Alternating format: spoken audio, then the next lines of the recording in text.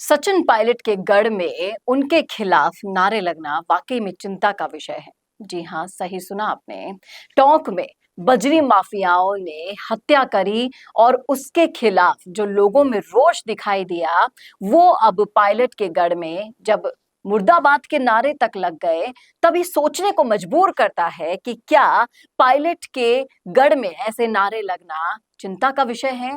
क्या उपचुनाव में इसका असर पड़ेगा? और ये बजरी माफियाओं का जो मुद्दा है वो क्या पायलट को ले डूबेगा? बताऊंगी आपको सब कुछ डिटेल में इस वीडियो में, इसलिए बने रहेगा आखिर तक मेरे साथ। नमस्कार, मैं हूं चेतना शर्मा। आप देखना शुरू कर चुके हैं संवाद भारत का, भारत के लिए। तो वीडियो शुरू करने से पहले मैं चाहती हूं कि आप ये छोटा सा एक क्लिप देख लीजिए जो टोंक में हुआ है। इसके बाद हम चर्चा आगे बढ़ाएंगे।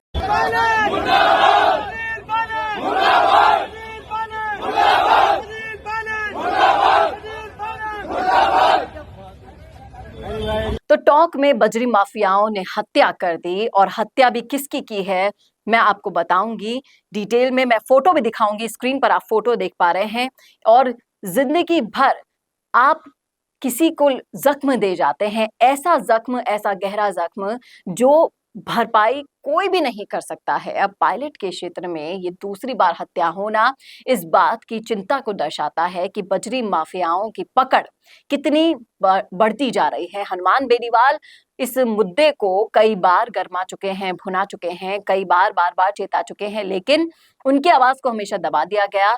अब जब पायलट के गढ़ में बजरी माफियाओं ने हत्या करी, आपको बता दूं कि इससे पहले जिनकी हत्या हुई थी वो थी शंकर मीणा की, जिसको न्याय दिलाने के लिए हनुमान बेनीवाल ने आवाज उठाई थी।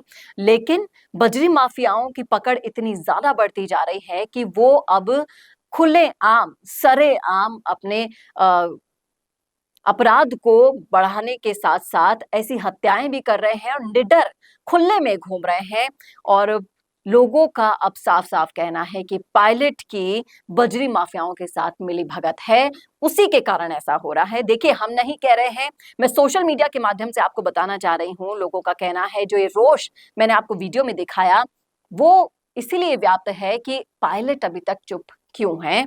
और लोगों का कहना है कि अब जिंदगी भर का जो ये जख्म दिया है बजरी माफियाओं ने, उसकी वजह से जो रोष हुआ है उसको अब पायलट रोक नहीं पाएंगे। क्योंकि कई बार पायलट ने जनता का इतना आभार व्यक्त किया है टोंक का, और टोंक की जनता हमेशा पायलट के साथ है। लेकिन जो ये घटना उनके साथ हुई है उस पर अब लोगों को पायलट की चुप्पी चुभ रही है। लोगों का कहना है कि अगर सचिन पायलट ईमानदार है तो अपनी विधानसभा क्षेत्र के इंसान के बजरी माफिया हत्या होने पर क्यों नहीं बोल रहे हैं।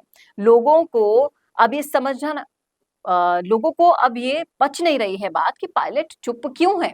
देखिए, जैसे मैंने बताया कि इससे पहले जो हत्या हुई थी वो हनुमान बेनीवाल ने उसको, राकेश मीणा को न्याय दिलाने के लिए हर वो प्रयास किया था जो वो कर सकते थे।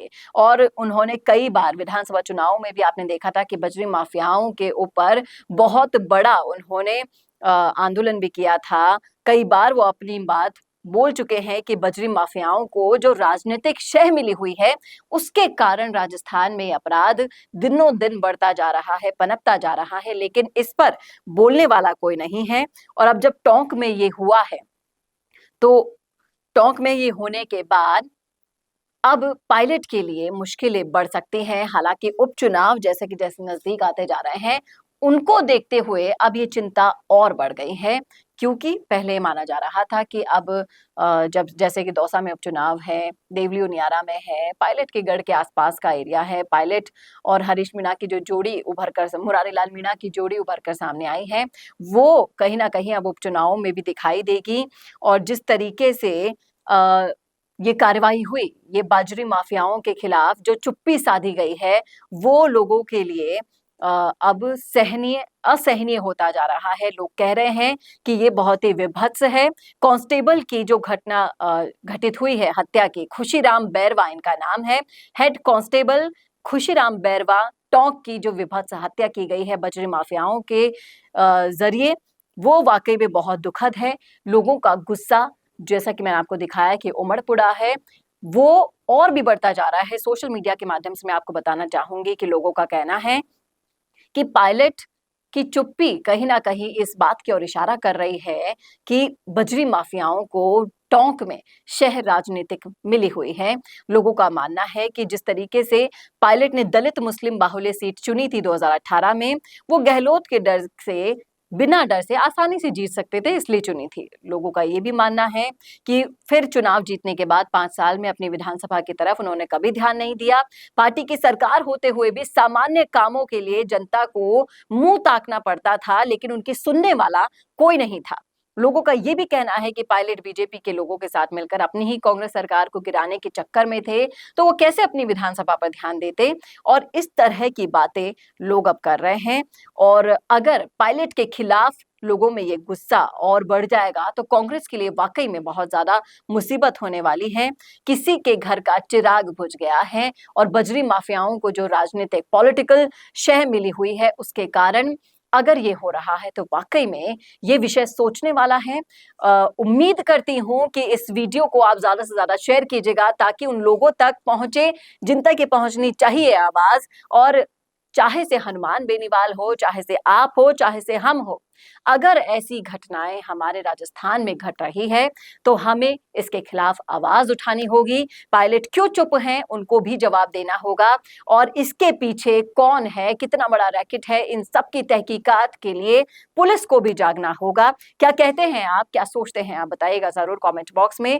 क्या आप मेरी इस राय से सहमत है या नहीं, बताइएगा जरूर। क्या होना चाहिए, पायलट को क्या एक्शन लेना चाहिए, इस पर सब कुछ लिख डालिएगा डिटेल में इस बॉक्स में। कैसा लगा वीडियो बताना ना भूलेगा। और ऐसे और वीडियोस के लिए देखते रहिए संवाद भारत का, भारत के लिए। नमस्कार। वड़ा पाव वाली दीदी बिग बॉस पहुंच गई, ये इन्फॉर्मेशन आपके कितने काम की है ये तो मुझे नहीं पता, लेकिन वीडियोस का यूज करके आपके सोशल मीडिया मार्केटिंग जरूर अपडेट हो सकती है। मिशी मीडिया सॉल्यूशंस आपको दे रहा है 40 से ज्यादा वीडियो एक्टर जो करेंगे आपके सोशल मीडिया को बूस्ट। ये इन्फॉर्मेशन ना आपके जरूर काम की है। इंटरनेशनल क्वालिटी स्टूडियोज में आपके एड्स होंगे शूट और साथ ही एक्सपर्ट एडिटर्स उन्हें करेंगे एडिट बहुत ही कॉस्ट इफेक्टिव प्राइसेस में।